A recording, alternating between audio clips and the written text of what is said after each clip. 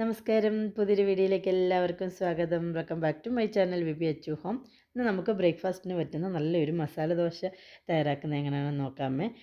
ദോശയുടെ ചട്നി ഉണ്ടാക്കുന്നതും ആ ചട്നി നമുക്ക് ഇഡ്ഡലിക്കും ദോശയ്ക്കും ഒക്കെ ചട്നിയായിട്ട് ഉപയോഗിക്കാം കേട്ടോ. ആ മസാല ഉപയോഗിച്ച് നമുക്ക് ഒരു മസാല ദോശ വെറൈറ്റി ആയിട്ട് എങ്ങനെ ഉണ്ടാക്കുന്നതെന്ന് നോക്കാമേ.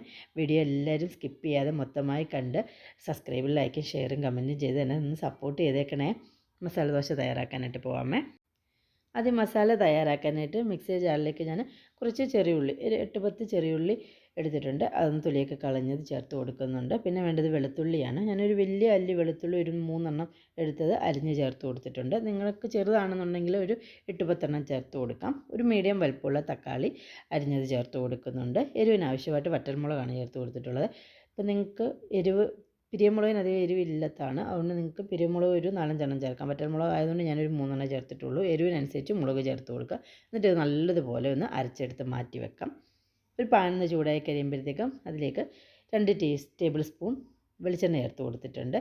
ഒരു 1/4 ടീസ്പൂൺ കടുക് ഇട്ട് കൊടുക്കുക. കടുക് ഒന്ന് പൊട്ടി കഴിയുമ്പോഴത്തേക്കും കുറച്ച് ഉഴുന്നുപരിപ്പ് ചേർത്ത് കൊടുത്ത് ഉഴുന്നുപരിപ്പ് ഒന്ന് മിക്സ് ചെയ്ത് ഇളക്കി അതൊരു ലൈറ്റ് ഗോൾഡൻ കളറായി കിട്ടണേ. തീ ഒത്തിരി കൂട്ടി വെക്കരുത്. ഒരു മീഡിയം ലോ ഫ്ലെയിമിൽ വെച്ചിട്ട് ഇപ്പോൾ ഉഴുന്നുപരിപ്പ് ഒരു ലൈറ്റ് ഗോൾഡൻ കളറായി കിട്ടിയിട്ടുണ്ട്. ശേഷം ഇതിലേക്ക് അരച്ച് വെച്ചിട്ടുള്ള തക്കാളിയുടെയും ഉള്ളിയുടെയൊക്കെ ആ ഒരു മിക്സ് കൂടെ ചേർത്ത് കൊടുക്കാം. നല്ലതുപോലെ ഇളക്കി ഇതൊന്ന് തക്കാളിക്ക് ഒന്ന് വെന്ത് ആ വെള്ളമെല്ലാം ഒന്ന് പറ്റി വരണം. ആ പച്ച ടേസ്റ്റൊക്കെ ഒന്ന് മാറി വരണം. ടേസ്റ്റിന് ആവശ്യമായിട്ട് ഒരു 1/2 ടീസ്പൂൺ ഉപ്പും കറിവേപ്പില ഞാൻ ചെറുതായിട്ട് അരിഞ്ഞെടുത്തിട്ടുണ്ട്. ആ ഒരു കറിവേപ്പിലയും കൂടെ ചേർത്ത് കൊടുക്കുന്നുണ്ട്.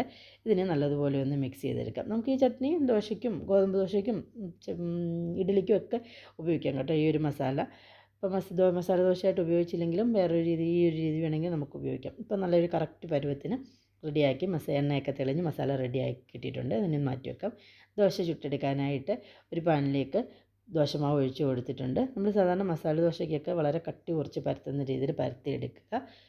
ശേഷം കുറച്ച് വെളിച്ചെണ്ണയാണ് ഞാൻ മുകളിലൊന്ന് സ്പ്രെഡ് ചെയ്ത് കൊടുക്കുന്നത്. ബട്ടറോ നെയ്യോ ഉണ്ടെങ്കിൽ അല്ലെങ്കിൽ മറ്റേതെങ്കിലും ഒരു കുക്കിംഗ് ഓയിലാണെങ്കിലും ഉപയോഗിക്കാം. നമ്മുടെ ഇഷ്ടത്തിനനുസരിച്ച് നമുക്ക് എണ്ണ ഉപയോഗിക്കാവുന്നതാണ്.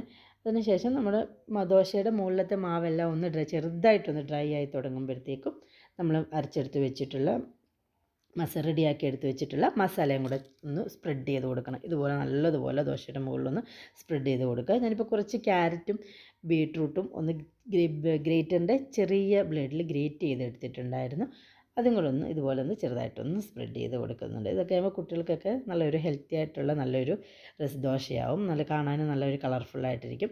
ശേഷം ഒരു 15 മുതൽ 20 സെക്കൻഡ് സമയം ദോശ ഒന്നൊരു ഗോൾഡൻ കളറായി ഒന്ന് ക്രിസ്പിയായി വെന്ത് കിട്ടുന്ന ഒരു പരുവാകുമ്പോഴത്തേക്ക് വേവിച്ച് എടുക്കുക. നല്ല വെറൈറ്റി ടേസ്റ്റോട് കൂടിയ നല്ല ഒരു ദോശയാണ്. എല്ലാവരും ഉണ്ടാക്കി നോക്കണം. അഭിപ്രായങ്ങളും നിർദ്ദേശങ്ങളും കമൻറ്റ് ചെയ്യണം. വീഡിയോ കണ്ട് ഇഷ്ടപ്പെട്ടിട്ടുണ്ടെങ്കിൽ ചാനൽ സബ്സ്ക്രൈബ് ചെയ്തില്ലെങ്കിൽ സബ്സ്ക്രൈബ് ചെയ്യുക. പുതിയ നല്ല നല്ല വീഡിയോ ആയിട്ട് കാണുന്നതിന് വരെ ബൈ ഗൈസ്. Thank you.